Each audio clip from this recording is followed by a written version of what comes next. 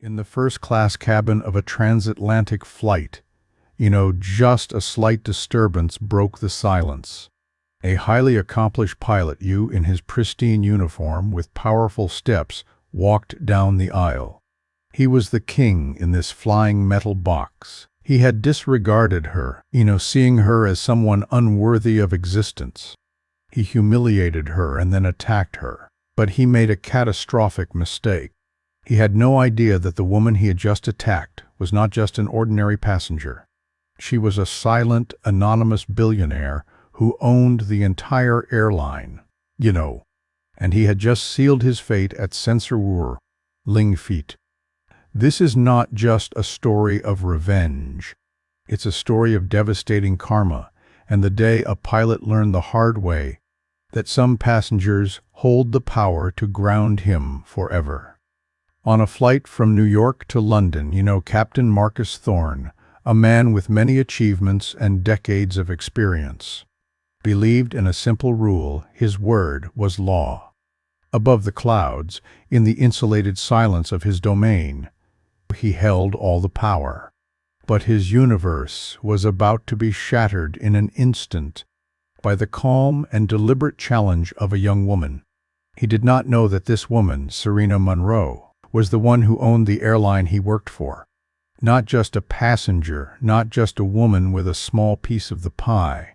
No, Serena was the silent billionaire who had saved the airline from collapse just a few months ago. She had done it without anyone knowing her name, Renault, and today, on flight Chibai-Darsursan, her presence would change everything. Serena sat quietly, observing the world around her. She wasn't wearing the glittering clothes that others in first class would wear. No shiny gold rings.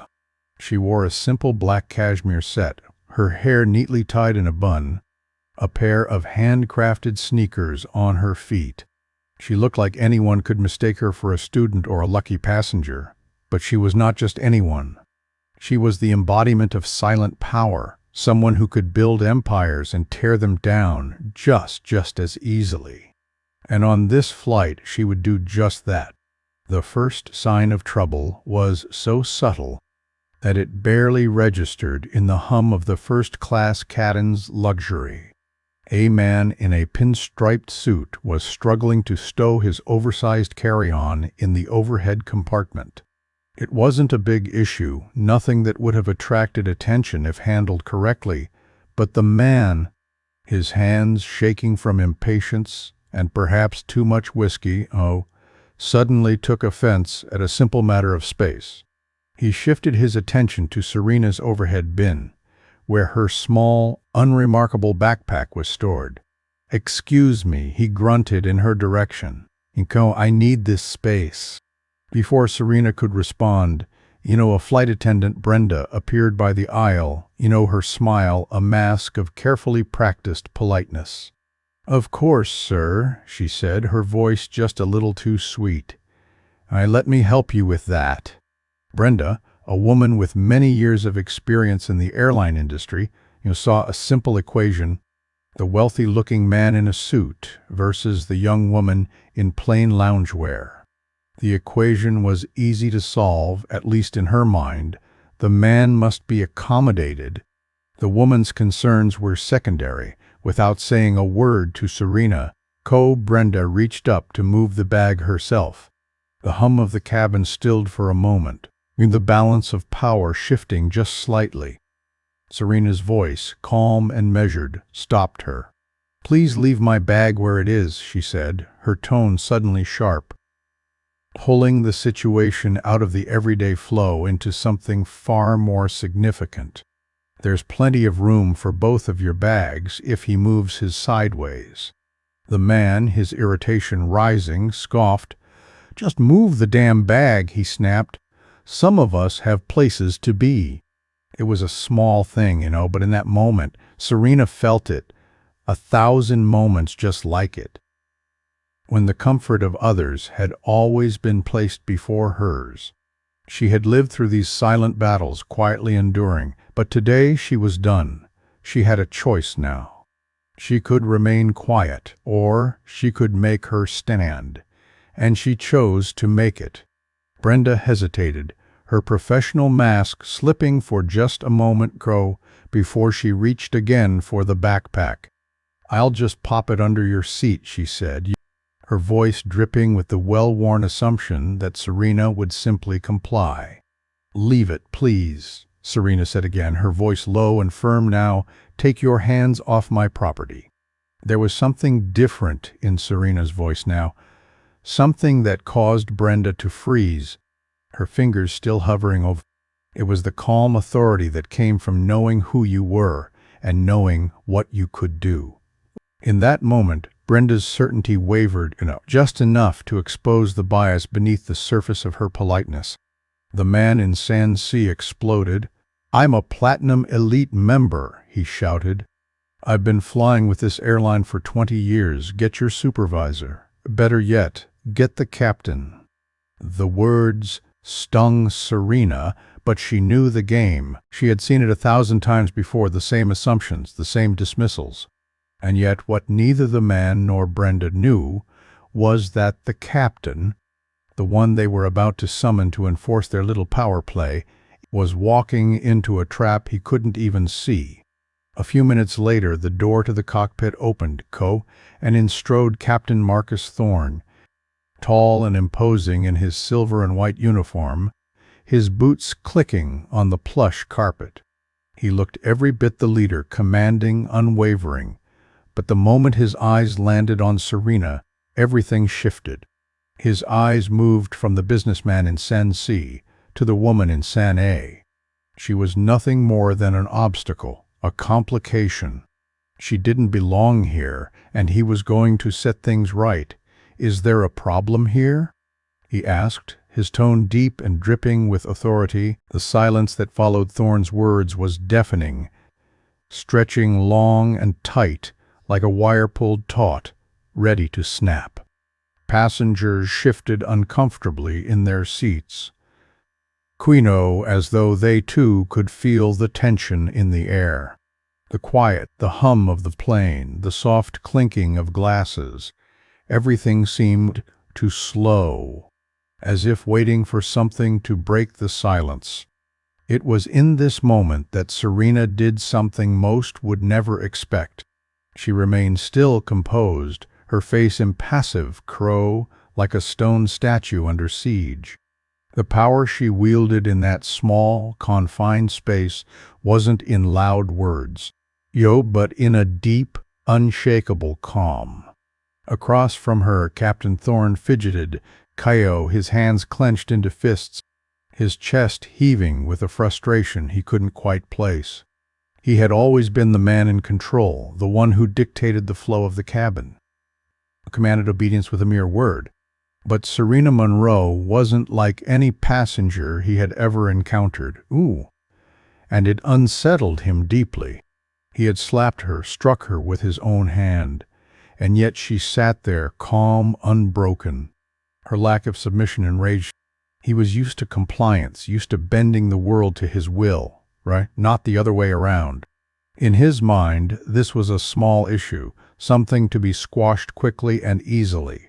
He had dealt with insubordinate passengers before. A few stern words, a little intimidation, and they usually fell in line. But Serena, she wasn't like the others. He had been wrong. And somewhere, deep inside, a seed of doubt began to grow, though he couldn't yet name it. The tension in the cabin thickened as the man in seat, a quiet observer up until now, finally broke the stillness.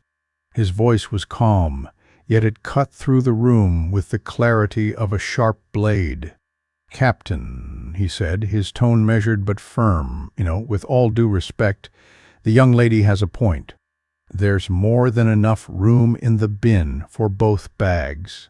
This seems like a disproportionate response to a minor issue." Thorne's head whipped around to face the lawyer, his eyes flashing with fury. How dare this man question him, challenge his authority? "You stay out of this, sir," he barked, his words harsh and unyielding. He wasn't used to being questioned.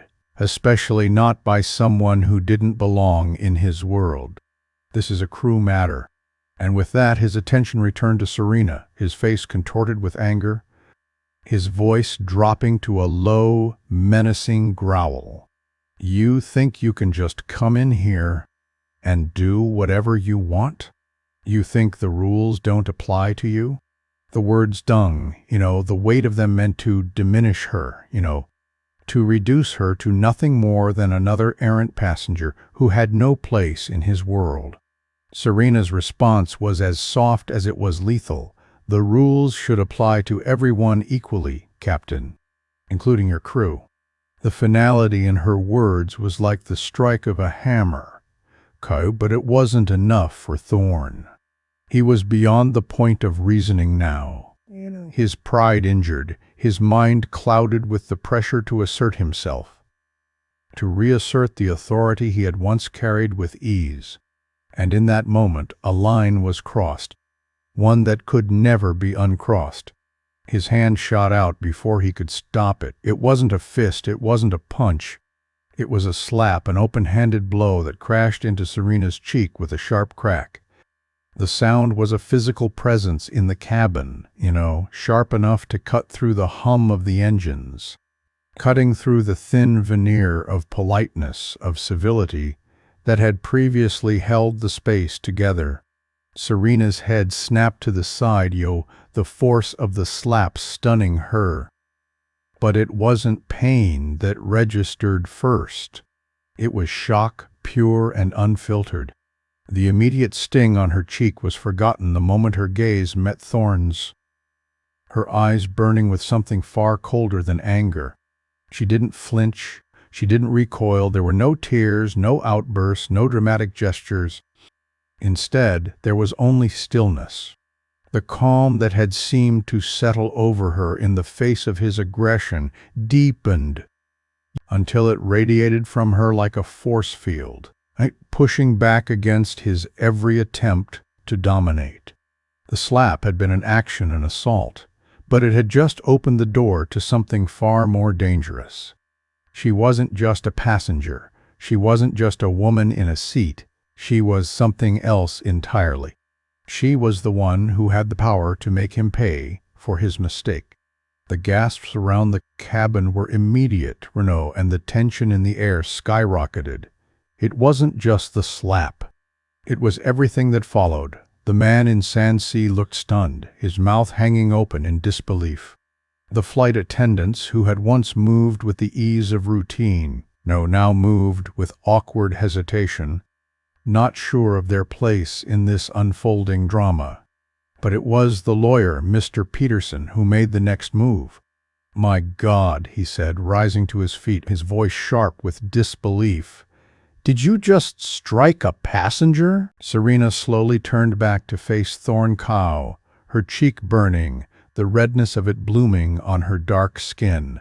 But there was no anger in her eyes, no desire for vengeance. There was only a chilling, ice-cold calmness that made Thorn take a small step back, a flicker of panic crossing his face. She had done something he hadn't expected. She had refused to break. Serena did not speak. She didn't need to. Her eyes were enough. The look she gave him was one of quiet, calculating finality. She had marked him, branded him, and she wasn't going to let him forget the mistake he had made. Thorn stumbled over his words, his voice suddenly unsteady, desperate.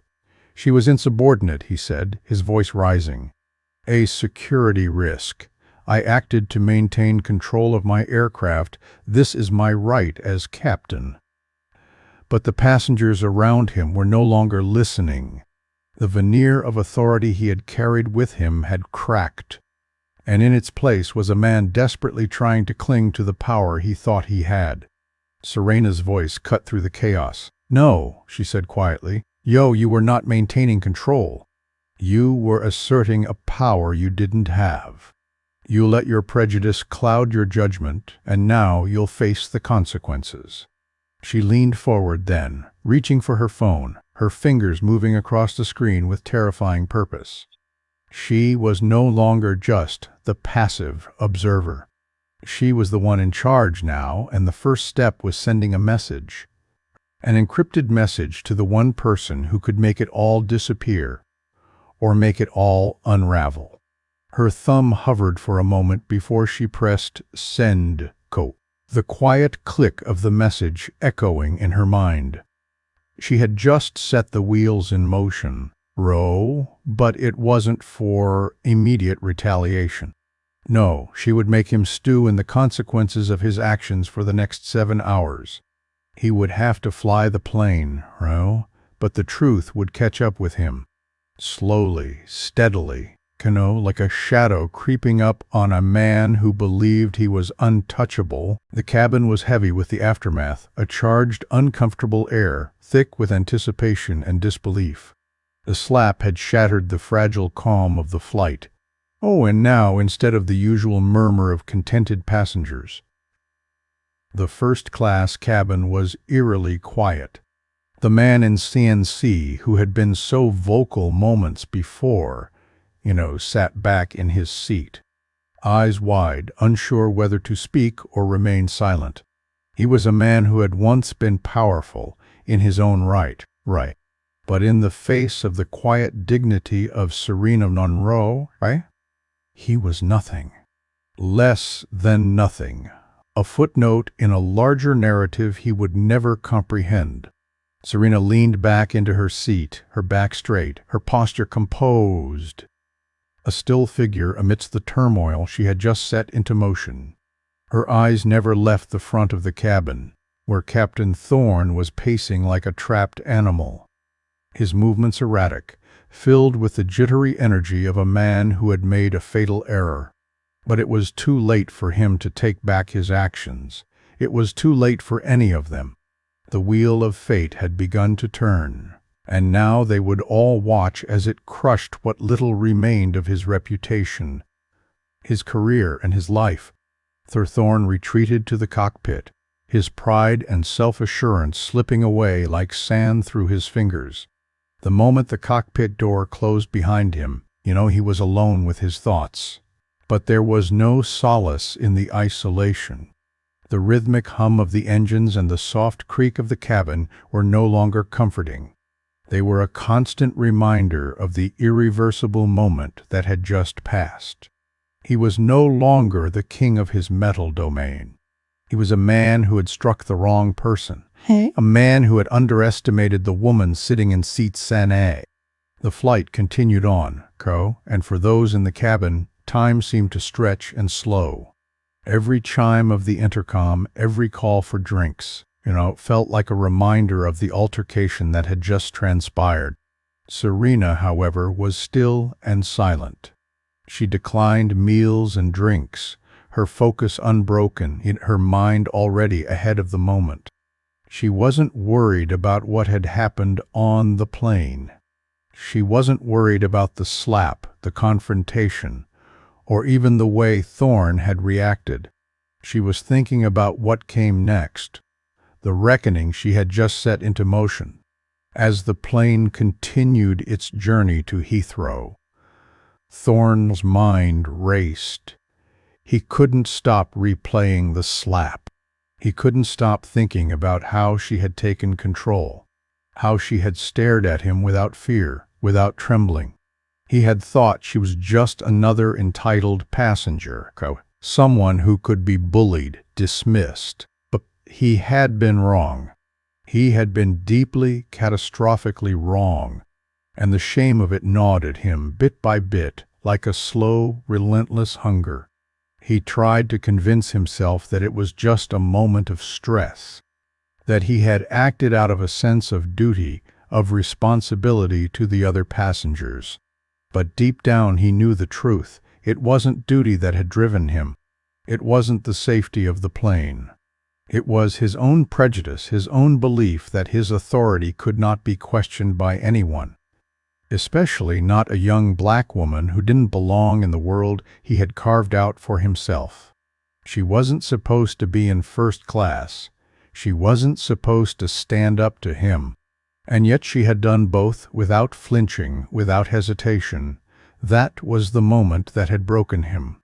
Meanwhile, Serena's calm was unshaken. She didn't need to justify her actions. She didn't need to explain why she had done what she had done. The world she inhabited was not the one that Captain Thorne had built in his mind. She wasn't just a passenger. She wasn't just a woman.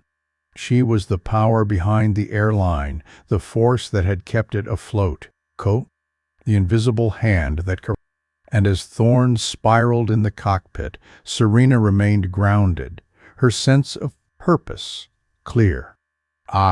She wasn't here for vengeance. She wasn't here to humiliate him. No, she was here to make a statement, to make sure that people like Captain Thorne would never be allowed to act with impunity again.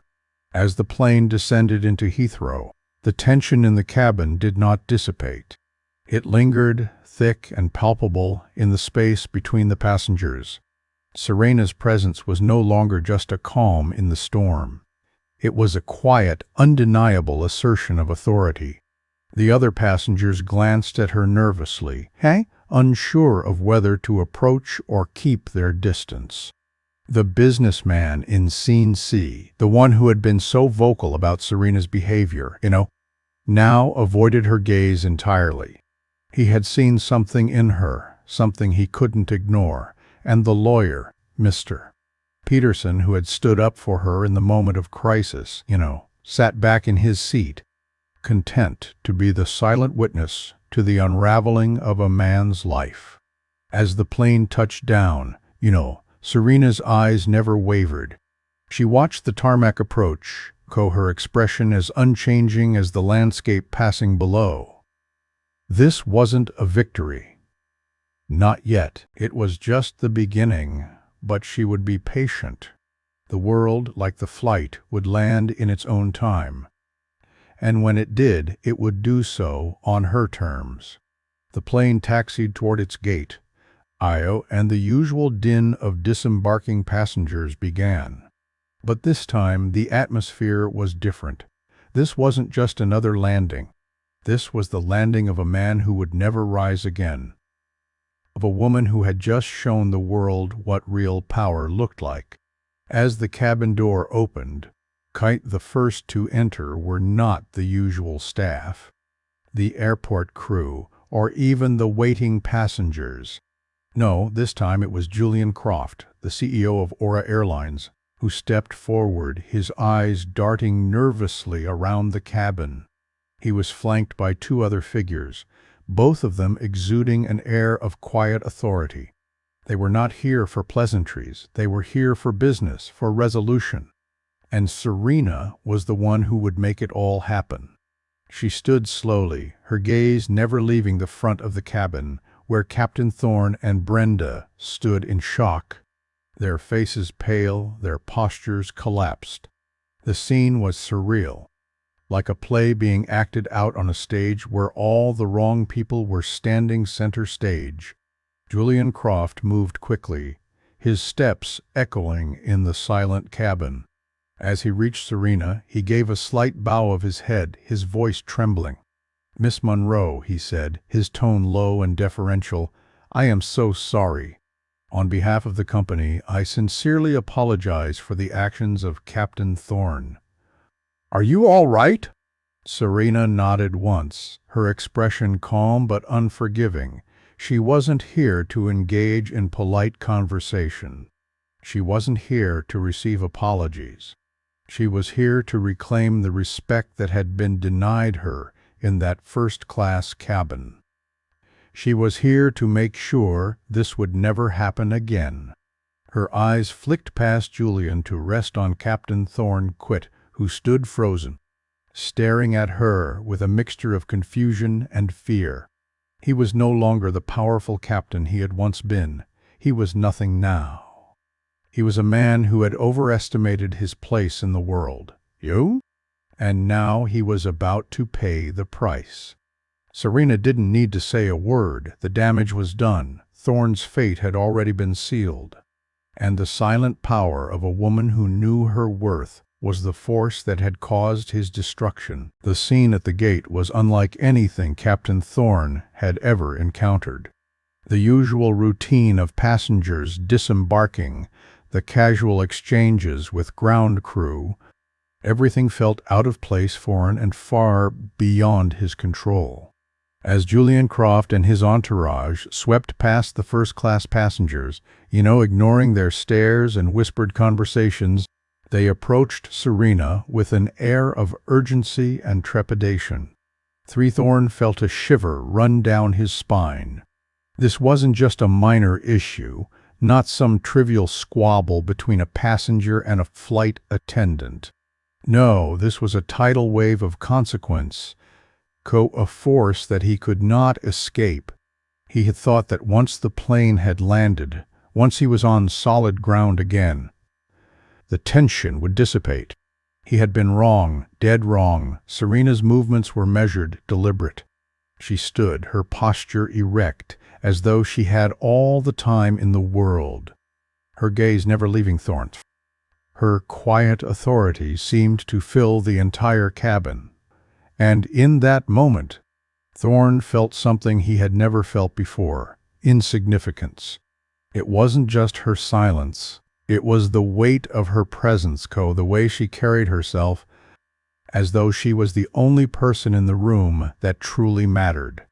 Julian Croft reached her first, his steps fast, his eyes darting nervously to the ground, his hands slightly trembling as he reached for hers in an automatic gesture. "Miss Monroe," he said, his voice strained with fear and respect. On behalf of the company, I am so profoundly sorry. Are you all right? Please, come with us. We've arranged a private lounge for you, a car to take you to your hotel." His words were meant to be comforting, to quell the chaos. But they landed with little effect. Serena didn't need comfort. She needed justice. She wasn't interested in apologies, not when the damage had already been done.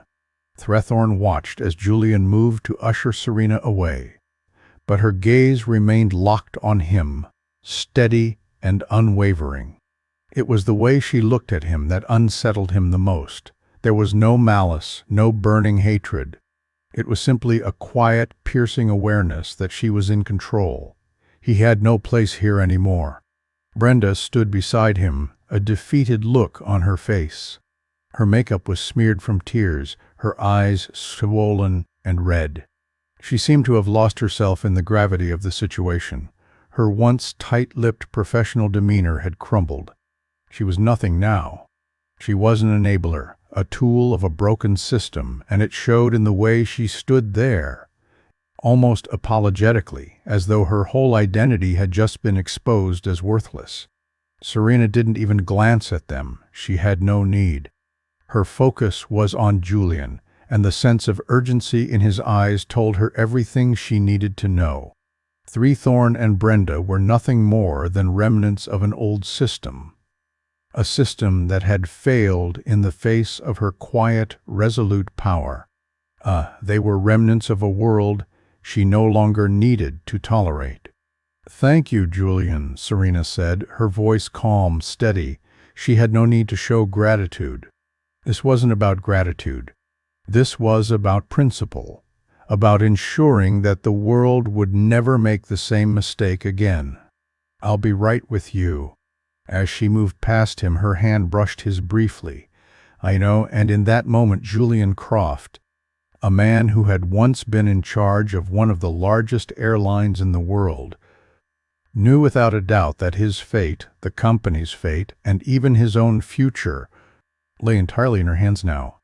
The man who had been the king of his small domain for so long had been dethroned, reduced to a mere servant of Serena Monroe's will. Serena's steps were slow, deliberate, as she walked toward the cockpit where Captain Thorne still stood, frozen. She could feel his eyes on her back, watching her approach with a mixture of fear, disbelief, and regret. His head was lowered, his face drawn with shame, his pride broken. He was no longer the man he had been when he first boarded this flight. He was just a man now, a broken man who had crossed a line that could never be uncrossed.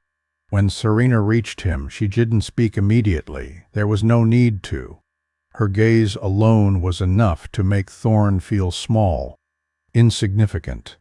He had expected her to yell, to lash out, perhaps to even collapse under the weight of his slap. But instead, there she stood, silent, calm, and unshaken. Thorne opened his mouth, but no words came out. His mind was a whirlwind of excuses, of reasons why he had done what he did. But none of them felt adequate now.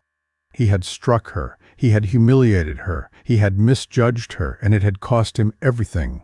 Finally he found his voice, but it was weak, broken. I'm sorry," he stammered. "I was under pressure. I didn't mean it. I thought you didn't belong here. I thought I was just doing my job." Serena stood before him, her expression still unchanged, in her eyes piercing him with a quiet intensity. She didn't flinch. She didn't move. She simply waited for him to speak, waited for him to come to the truth. The truth was, this Riniel Thorne hadn't struck her because she had been insubordinate. He hadn't slapped her because of a backpack. He had struck her because she didn't fit into the narrow view of the world that he had crafted in his own mind. She was young, she was black. She was dressed in a simple cashmere set, not the expensive attire that he was accustomed to seeing in first class. She didn't belong in his world, and that was the truth that had driven him to lash out. Serena took a step closer to him, her gaze unwavering. "What did you see, Captain? What was it that made you decide I didn't belong?" she asked, her voice soft but cutting through the thick silence of the cockpit. Thorne hesitated, his face pale, his mouth dry. For a moment he said nothing. But in that silence he realized something. The truth was no longer something he could hide behind. He had to confront it. He had to confront the deep, ugly truth of his own prejudice. The part of himself he had hidden for so long, the part that had allowed him to justify his actions. Because it was easy, he whispered, his voice barely audible, "You didn't fit. You didn't look like the others. And in my mind, that meant you didn't belong here. I was wrong. I see that now. I should have never done what I did." Serena nodded, her gaze never leaving his. There was no triumph in her eyes, no satisfaction in his admission. There was only a quiet understanding, the kind of understanding that comes when you know that nothing in the world can change what has already been set into motion. She took a step back, her voice calm and final. "It wasn't the slap, Captain. It was the judgment. It was the way you decided I wasn't worthy of the same respect you afford others." She paused, her eyes locking onto his once more. "And now you will face the consequences of that." The silence between them lingered, stretching uncomfortably, and for a long moment, Captain Thorne stood motionless, his face pale and tight, with a mixture of horror and disbelief. He had expected an outburst, perhaps even a confrontation, but not this. Serena Monroe, the woman he had struck, was not looking for retribution. She wasn't looking to make him pay in the way he imagined. No, she was far more powerful than that. She simply wanted him to see the truth. She wanted him to realize how deeply his own prejudices had corrupted the authority he held so dear. The door to the cockpit creaked open behind him, but neither of them turned. The sound was muffled by the tension that hung heavy in the air, as though the entire cabin, the entire plane, was holding its breath. Finally, it was the quiet lawyer, Mr. Peterson, who spoke up again, his voice low but resolute. "Captain," he said, his words carrying weight and resolve, "what happened here was a criminal act. There's no excuse for what you did, not now, not ever. You assaulted a passenger, plain and simple. Pedersen had moved to the front of the cabin, standing in the aisle just outside the cockpit, his hand still clutching the phone he had used to record the exchange. Serena didn't need the lawyer to speak for her. She had made her point, and now it was time to let the consequences unfold. She knew what she had to do next. The small, unassuming figure that had been unnoticed for so long in first class now stood as the undisputed force in the room.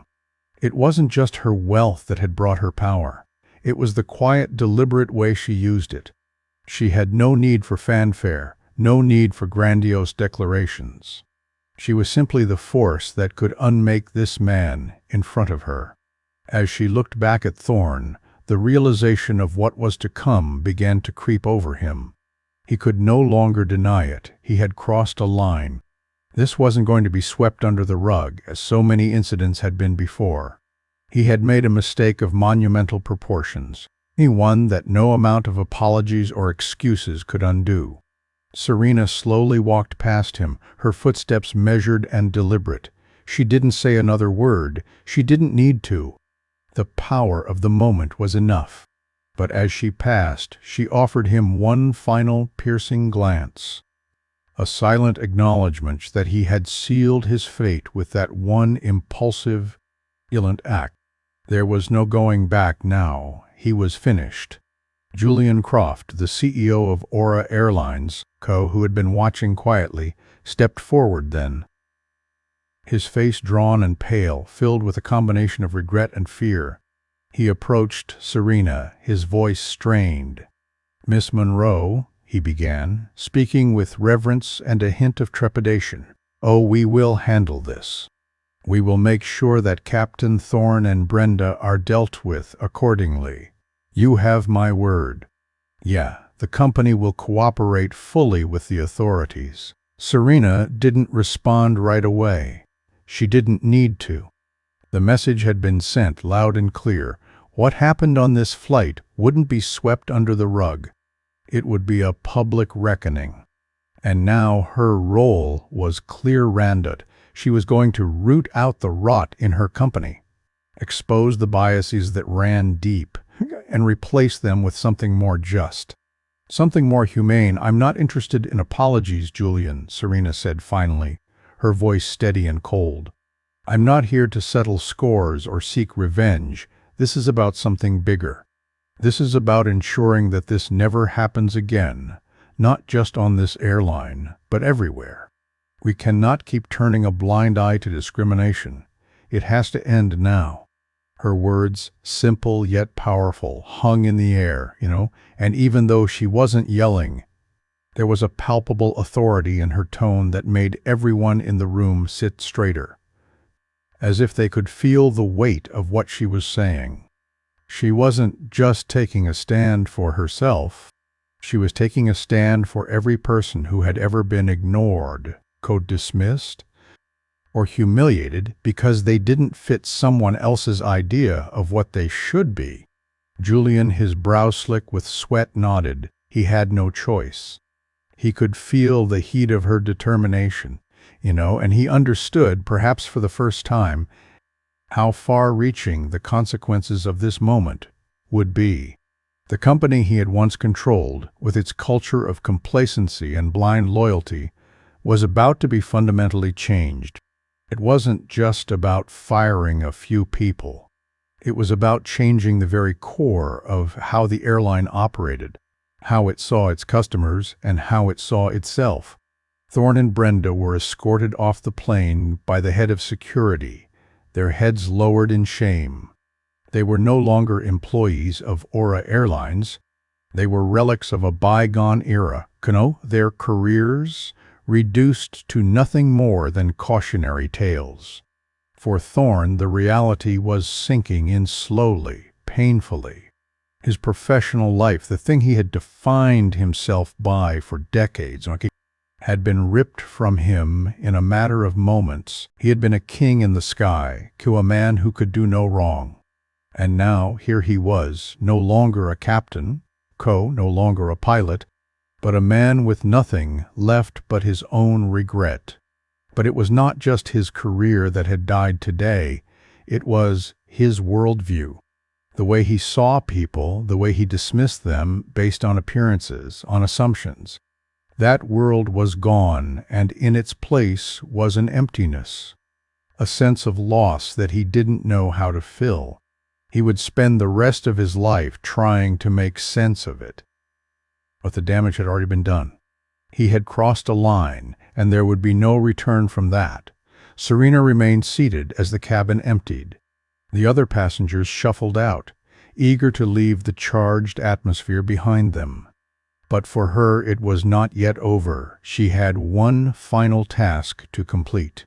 She would see to it that the airline did what was necessary, not just for Thorne and Brenda, but for the future of the company itself. She glanced at Julian once more, her eyes steady, and gave a small nod.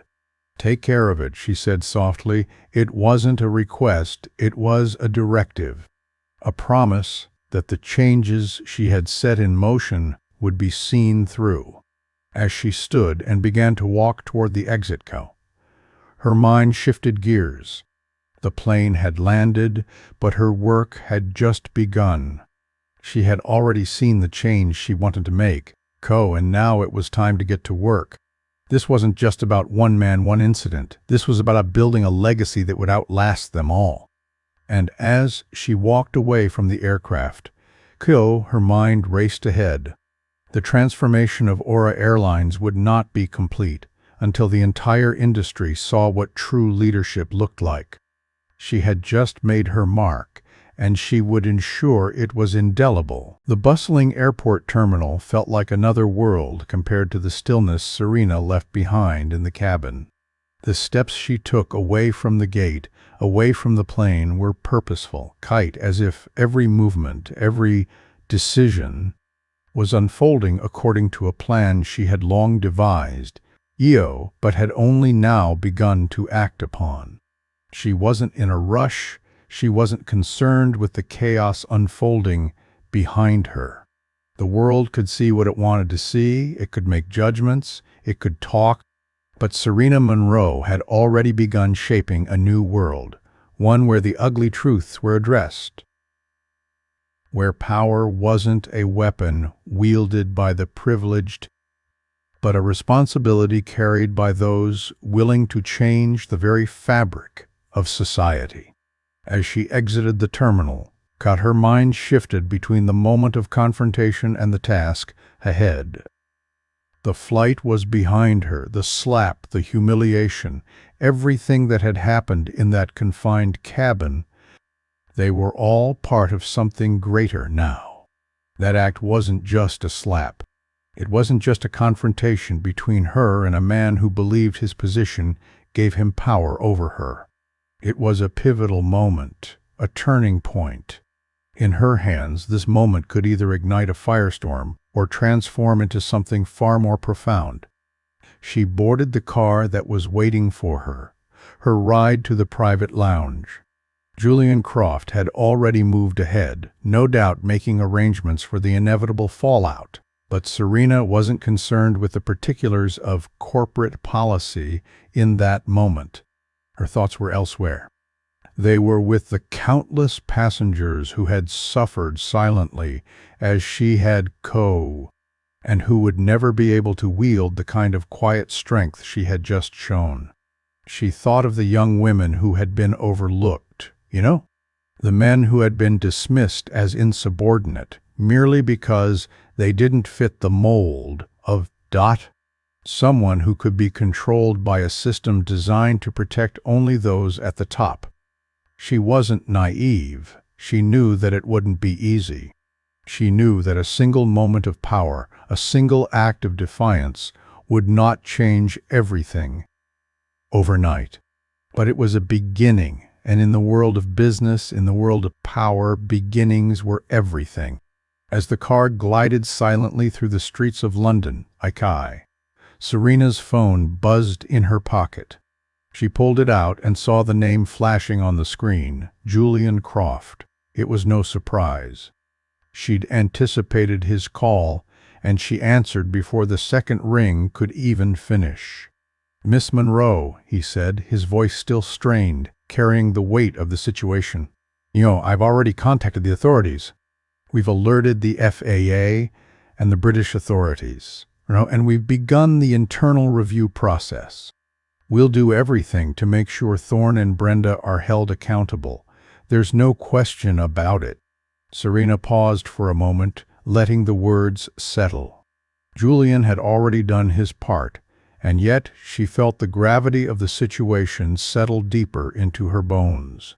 This was only the beginning of the restructuring she had in mind, not just for the airline, but for the entire culture of the industry. It wasn't about punishing one person. It was about tearing down the very structures that allowed men like Thorne to thrive. "Good," Serena replied, her voice cool and even, "but this isn't just about Thorne and Brenda. This is about the entire company. The culture needs to change. I won't tolerate any more of these internal biases. We're going to take a hard look at the entire system. We're going to reform the way we treat our customers, and we're going to start with the staff. Everyone will go through retraining. They'll learn what it means to treat every person with dignity and respect." She paused, her mind whirring as she thought through the steps. She wasn't done. Not yet. "We're going to bring in experts," she continued. Sociologists, psychologists, people who understand the human experience on a deeper level than any executive or manager could. The training won't just be about customer service. It will be about empathy. It will be about understanding the stories of the people we serve and the people who work for us. We're going to rebuild the culture, Julian. From the ground up. Serena's voice was steady, resolute. Her plan was already taking shape in her mind. She wasn't just going to right the wrongs of the past few hours. She was going to reshape the future. She was going to create a company where no one would ever have to experience what she had experienced on that flight. Julian's voice came through the phone, a bit more measured now. "You're not going to let this go, Aristabus. You're not going to let this go, are you?" Serena smiled faintly, the ghost of a smile on her lips. "This is bigger than just today. We're going to show the world what true leadership looks like." The car rolled to a stop in front of the private lounge. Serena hung up the phone without saying another word. As she stepped out of the vehicle, she felt the weight of the moment settle around her like a second skin. It was just beginning. And while others might have seen it as an opportunity for revenge, for power, for personal gain, Serena saw it as something more, something deeply personal. She walked into the lounge, her thoughts still focused on what had just transpired. She needed to see this through, but her focus wasn't on the immediate aftermath. Her focus was on the long game, the transformation that would ripple outward, touching not just the employees of Aura Airlines, but every single person who crossed paths with it. She was going to change the way the world saw people. She was going to make sure no one else would ever be diminished in the way she had been. The thought of the power she now held within her grasp wasn't an intoxicating one. No, it was a responsibility, and that responsibility would guide every decision she made from this moment forward. As she took a seat, her mind turned to the future. Her future, the future of the airline, and the future of a world that still had much to learn. It wasn't about revenge. It wasn't about being seen. It was about using her influence to build something better. Something that would endure long after the echoes of today faded away. She had never sought fame, never sought recognition. But now she knew she would be remembered, and it wouldn't be for the slap. It wouldn't be for the conflict on that plane. It would be for the way she changed everything. for the way she showed the world that true power came not from violence, not from domination, but from quiet strength and the willingness to stand up when no one else would. She leaned back in her chair and closed her eyes. The road ahead was long, but she was ready. The next morning, as the early sun cast a dim glow over the city, Serena sat at her desk in her sleek office, which overlooked the bustling streets below. Her mind was already working in overdrive. She didn't need to linger on the events of the previous day. The confrontation, the slap, the damage done. Those were moments that had passed. What mattered now was the work ahead of her. The transformation of Airlines wasn't going to be something that happened overnight. It was going to be a long, meticulous process, one that required patience and unyielding focus. As she reviewed the notes from her meeting with Julian Croft and the rest of the senior team, she began to piece together her vision for the future. She'd already given instructions to set up the internal reviews, but those were just the first steps. Serena wasn't interested in a temporary fix. She wasn't interested in offering a band-aid solution to a system that had festered for years. She was going to address the underlying issues, the racism, the bias, the elitism that had been allowed to permeate the company for far too long. The first thing she would do was restructure the hiring process. The staff at every level would be reevaluated. Those who weren't willing to meet her new standard, those who refused to accept the changes she intended to make, would be shown the door. And not just the low-level employees either. She would start with the leadership, the ones who had enabled the toxic culture to thrive in the first place. This wasn't just about fixing what had happened with Thorne and Brenda. It was about dismantling a system that placed privilege above humanity and making sure that no one could ever again be treated as Serena had been. She picked up the phone and dialed Julian Croft's number. He answered quickly, as if waiting for the call. "Julian," she said without preamble, "I need you to get the entire senior team together, first thing tomorrow. This goes beyond just Thorne and Brenda. I'm restructuring everything from the ground up. We're going to take a long, hard look at every department, every policy, every hiring decision. It's time to weed out the biases that are deeply ingrained in this company. It's time for a real change." Julian's voice crackled through the line, sounding fatigued but determined. "You're right, Miss Monroe. I've already spoken with HR, and they're ready to move forward. We've pulled all the reports, and we're ready to review the staff and the leadership. But Serena, this won't be easy. There will be resistance." "I know," she replied, her tone unwavering. "But we're doing this, no exceptions. We'll bring in experts, people who know how to tackle institutionalized bias, and we'll create a culture where respect is non-negotiable. We won't tolerate any form of discrimination, from the ground crew to the cockpit." She paused, letting the weight of her words settle between them. Julian Croft had been an enabler of the old system, but he had also shown a willingness to listen, to adapt. She knew he understood the gravity of the situation.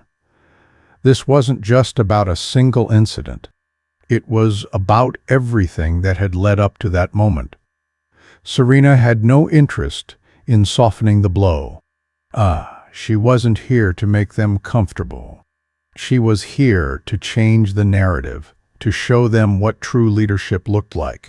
"Julian, I want you to meet with Priya Sharma. She'll be heading the internal review process. She's sharp, experienced, and she understands what we need to do. I trust her judgment. If anyone can help us clean house, it's her." "Understood," Julian responded. "I'll reach out to her today." "We'll get this moving, good," Serena said. "And make sure the word is clear across all levels of the company. There will be no tolerance for discriminatory behavior. I expect every manager to uphold that standard. This is not a drill, Julian. It's the beginning of a new era for Aura Airlines. She hung up the phone and sat back in her chair, her mind still working through the details of the strategy she had just outlined. It wasn't just about leadership changes. It was about shifting the very culture of the airline. The transformation she envisioned would take time, but it would be comprehensive. She had no room for complacency, no patience for those who resisted change. The phone buzzed again, this time with an incoming email.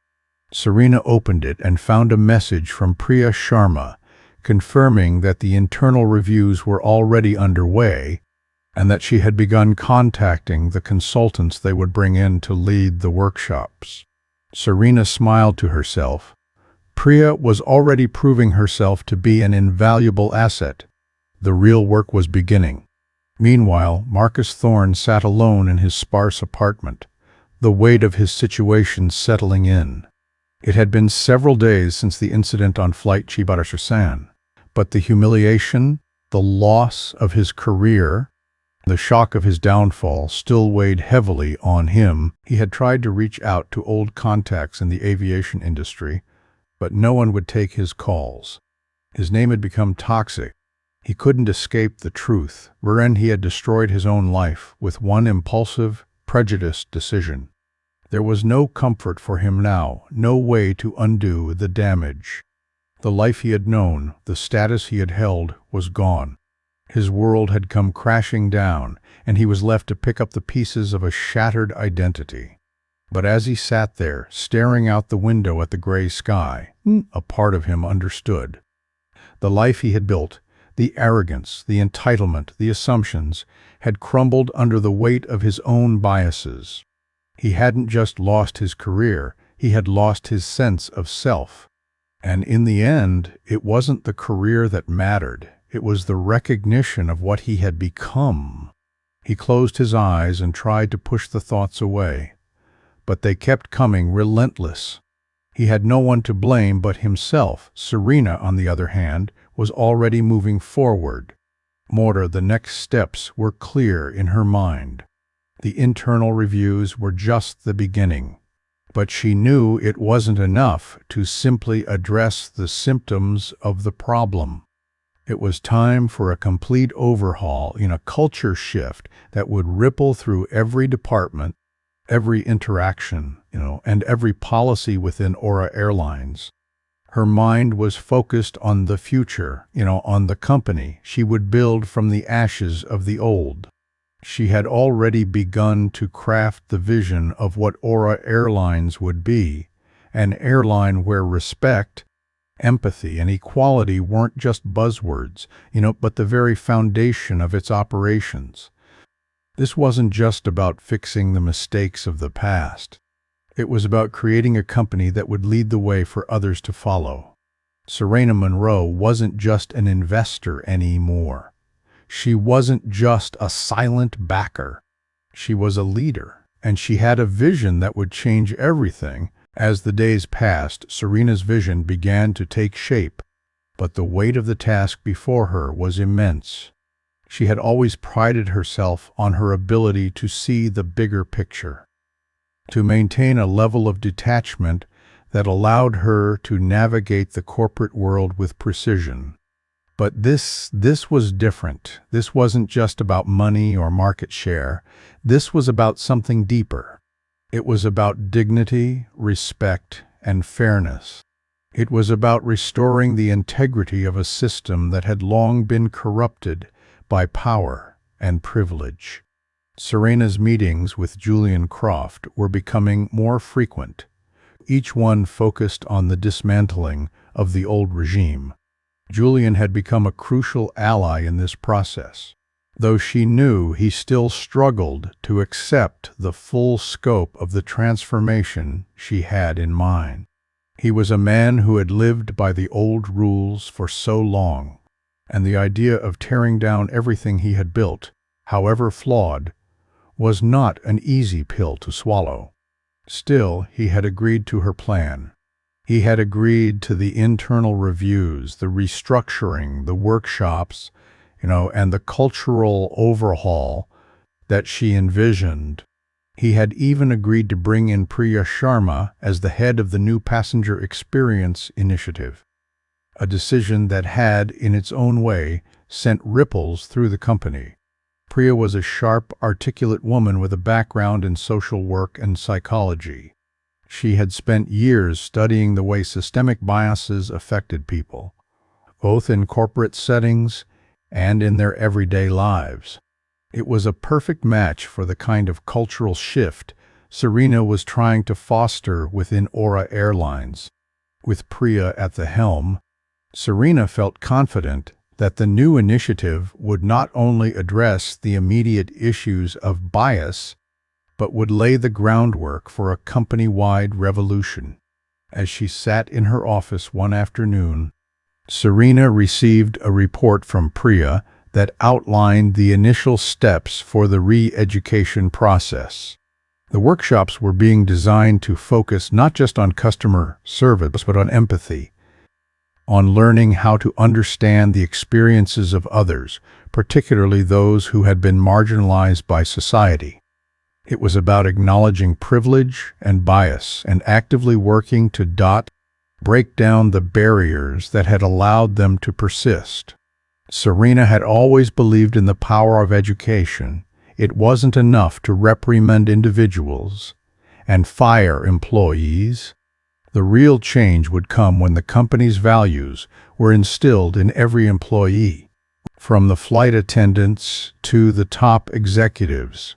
The process would take time, but it was the only way to ensure that the airline never again be a place where discrimination and arrogance were tolerated.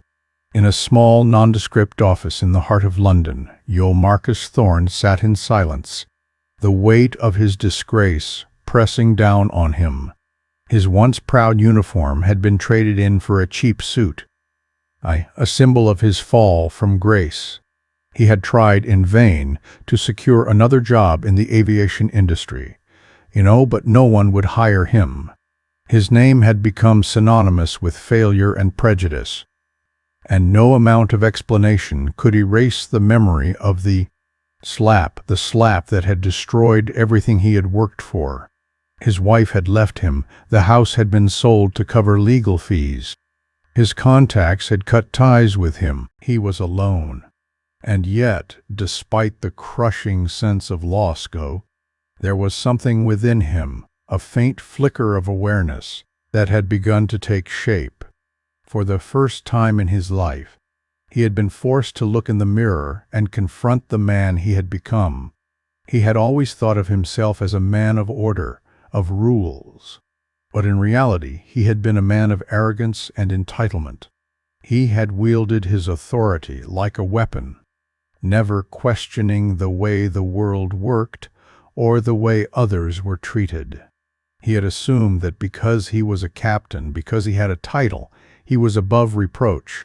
It was only when that title was stripped away, when his entire life unraveled in an instant, that he realized the depth of his mistake. For the first time, Marcus found himself questioning everything he had known. What did it mean to be in charge?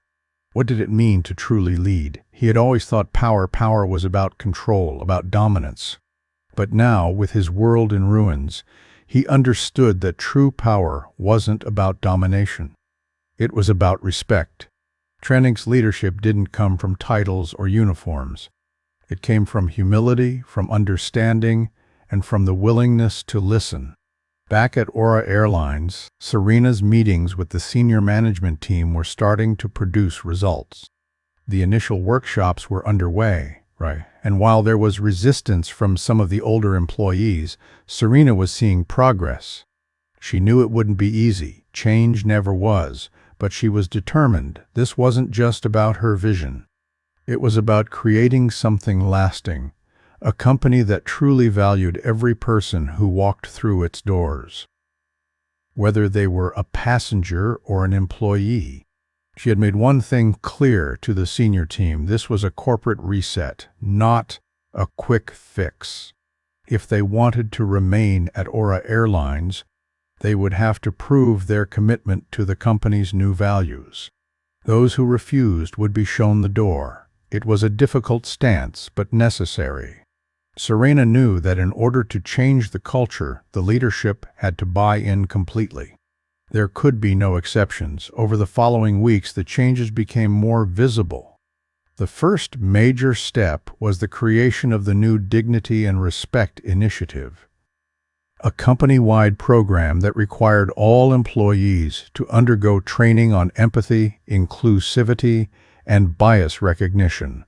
The workshops were rigorous, immersive, and often uncomfortable. Employees were asked to confront their own biases, their own preconceived notions, and to work together to build a culture where every individual, regardless of their background or appearance, was treated with dignity and respect. Serena was actively involved in the program, sitting in on workshops, speaking to employees, and making it clear that she was leading by example. It wasn't just about creating a better environment for the passengers. It was about creating a better environment for the people who worked for the airline. For too long, Aura Airlines had been a company that valued appearances over substance. Now it would be a company that valued people over profit. Marcus Thorne's life had become a monotonous blur of dead-end jobs, loneliness, and regret. But one day, as he sat in the small office of a trucking company, a thought crossed his mind. He had been so consumed by his own self-importance, by his own sense of entitlement, that he had never once considered the lives of those he had wronged. Now, in this small, cold office, he found himself longing for redemption. The question he had once refused to ask, what had gone wrong, now echoed in his mind every waking moment. He knew that there was no easy answer, no simple way to undo the damage. But perhaps, just perhaps, he could start again. Not in the world of aviation, not in the world he had once known, but in a new world. A world where humility, respect, and understanding were the cornerstones of leadership. The story of Marcus Thorne's downfall, however tragic, became his own awakening.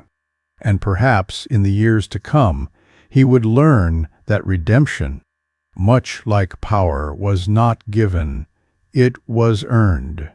Serena stood before the window of her office, her gaze fixed on the skyline below. Aura Airlines had changed. The process was slow, yes, but it was undeniable. It wasn't just the profits or the customer satisfaction ratings that mattered. It was the culture, the people, the understanding that every person, regardless of their status, was worthy of respect. The journey was far from over, but she had taken the first step. And in doing so, she had ensured that the company, and perhaps the world, would never be the same. Her legacy would not be one of power or wealth. It would be one of transformation. And that, more than anything, was what mattered. Thank you for following this story on Shoe Stories. If this story moved you, taught you something, or made you reflect on the meaning of silence, please like, subscribe to our channel, and let us know where you're watching from in the comments below the video. Your voice matters. Let it be heard, whether it's in silence or loud. And don't go anywhere. Click on one of the videos displayed on your screen to watch more powerful stories about dignity and unexpected heroes. We'll see you in the next story.